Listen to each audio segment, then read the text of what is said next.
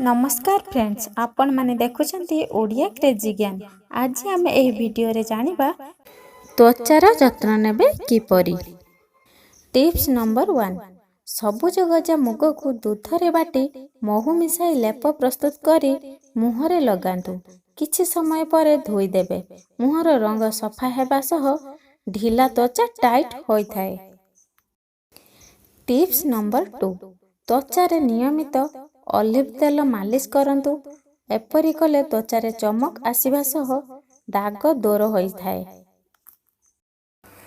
एमिति आहुरी नुआ नुआ ओडिया ब्यूटी टिप्स रो वीडियो देखिबा पई एबे ही हमर एही चैनल को सब्सक्राइब करंतु एवं एही वीडियोटी को लाइक करिया पई भूलिबे नाही।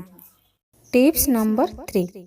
बॉडी लोशन परिवर्ते आपण घिओ को मध्य पूरा शरीर रे लगाई पारिबे। एहा त्वचा को मसृण मध्य करि थाए। Tips number 4। त्वचा रे नियमित कंचा क्षीर और कमला रस मिश्रित पैक लगांतु।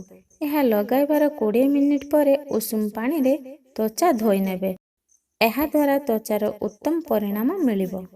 Tips number 5। बेसन अध चामच रे बीट रस 1 चामच मिसाई ताहार पतला घोल प्रस्तुत करंतु।